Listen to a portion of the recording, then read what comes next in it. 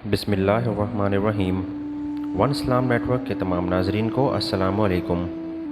سانحہ کربلا نے امت مسلمہ کے درمیان سیاسی، فکری اور ذہنی خلیج کو مزید گہرا کر دیا، جو خلیفۃ المسلمین سیدنا عثمان رضی اللہ تعالی عنہ کی شہادت کے نتیجے میں پیدا ہو چکی تھی۔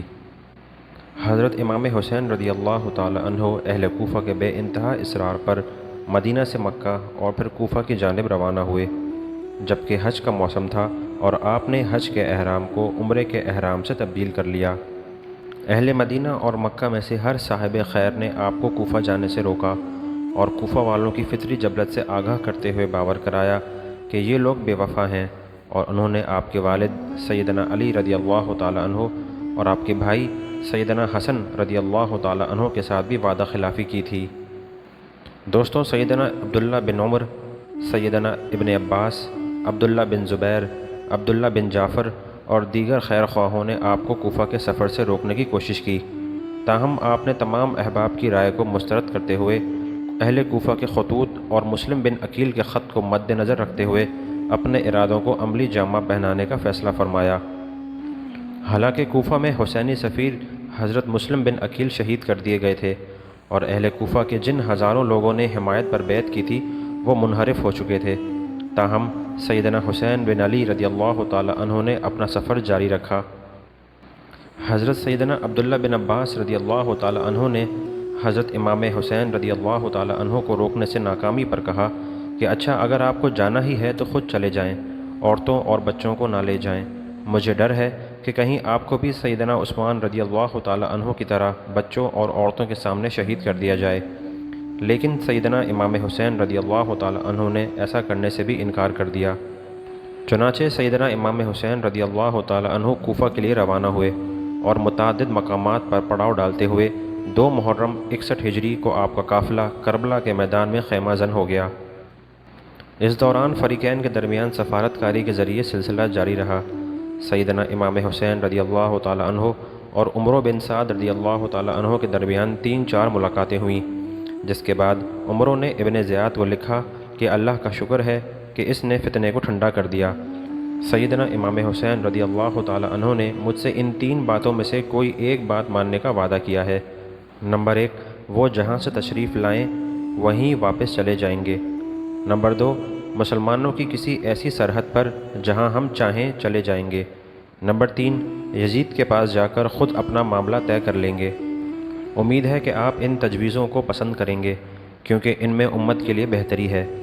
ابن زیاد نے ان تجاویز کو سراہا، مگر فتنہ بازوں نے مصالحتی مشن کو آگے نہ بڑھنے دیا، اور بالآخر وہ سانحہ رونما ہوا جس نے امت مسلمہ کے اتحاد و یکجہتی اور اتفاق پر کاری ضرب لگائی، جس کی بدولت غیر مسلموں کو اسلام میں رخنہ اندازی کا راستہ مل گیا۔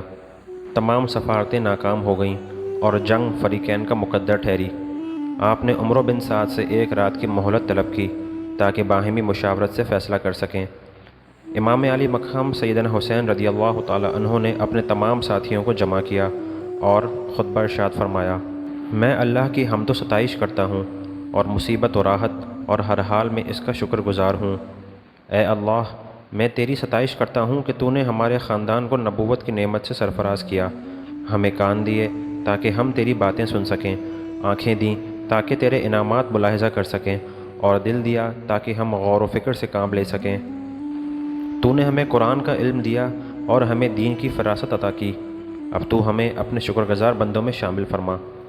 میں نے اپنے ساتھیوں سے زیادہ وفادار اور نیک ساتھی کہیں نہیں دیکھے، اور اپنے اہل بیت سے زیادہ نیکوکار اور صلہ رحمی کرنے والے رشتہ دار کہیں نہیں پائے۔ اے اللہ، ان سب کو جزائے خیر دے۔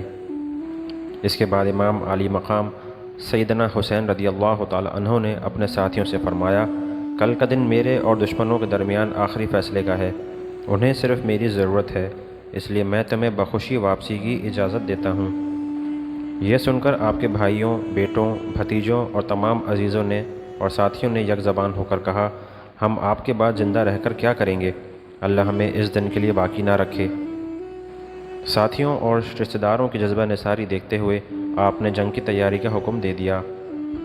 امام علی مقام سیدنا امام حسین رضی اللہ تعالی عنہ نے اپنے مختصر سے لشکر کو جنگی ہدایات دے کر اپنے خیمے میں تشریف لے آئے۔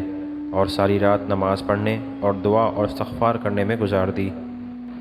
10 محرم الحرام کی خون آلود صبح افق پر نمودار ہوئی تو نماز فجر کے بعد امام عالی مقام سیدنا امام حسین رضی اللہ تعالی عنہ نے اپنے ساتھیوں کی صف بندی فرمائی۔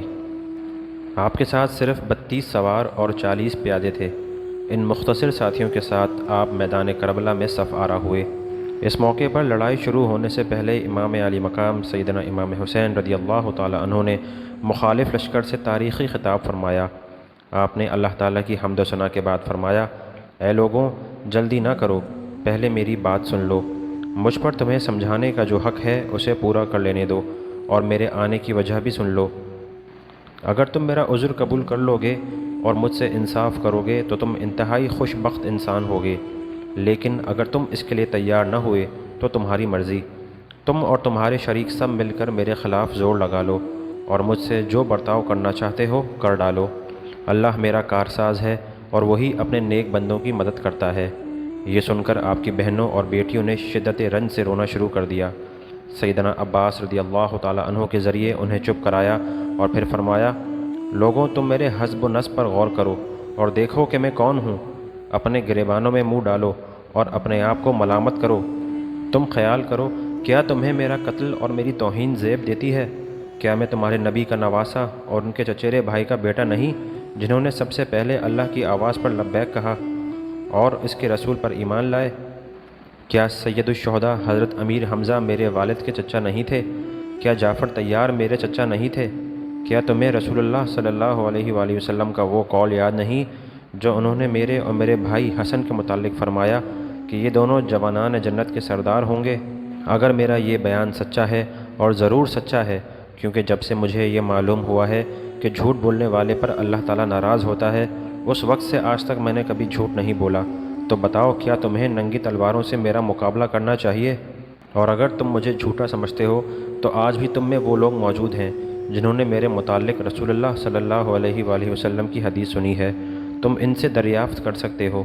تم مجھے بتاؤ، کیا آپ کی اس حدیث کی موجودگی میں بھی تم میرا خون بہانے سے باز نہیں رہ سکتے؟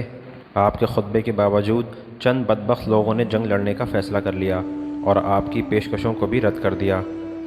مخالفین کے لشکر میں سے حر بن یزید وہ شخص تھا جس پر آپ کے خطبے کا اثر ہوا، اور وہ آپ کی صفوں میں آ ملا، جس نے آپ کو مکہ واپسی سے روکا تھا اور کربلا کے میدان میں محصور کر دیا تھا۔ حر بن یزید نے لشکر کے سالار عمرو بن سعد سے کہا، اللہ تمہیں ہدایت دے، کیا تم اس انسان سے لڑو گے؟ اس نے جواب دیا کہ ہاں واللہ ضرور لڑوں گا۔ حر بن یزید نے جواب دیا، یہ جنت یا دوزخ کے انتخاب کا موقع ہے اور میں نے جنت کا انتخاب کر لیا ہے، خواہ مجھے ٹکڑے ٹکڑے کر دیا جائے۔ اس نے سیدنا حسین سے اپنے سابقہ رویے پر معافی مانگی اور بعد ازاں مارکا برپا ہوا اور فریقین میں گھمسان کا رن پڑا، اور قافلہ حسینی کے وفادار یکے بعد دیگرے اپنی جانیں نثار کرتے ہوئے راہ وفا میں قربان ہو گئے، یہاں تک کہ خود نواس رسول امام عالی مقام حضرت سیدنا امام حسین رضی اللہ تعالی عنہ تیروں اور تلواروں کی بوچھاڑ میں جام شہادت نوش فرمایا۔ 10 محرم الحرام عصر کے وقت شہادت کی منزل عبور کرتے ہوئے بے کسی و بے وطنی کے عالم میں شہید ہوئے۔ اس دل سوز واقعے نے ملت اسلامیہ کو ہلا کر رکھ دیا اور ہر طرف رنج و علم طاری ہو گیا۔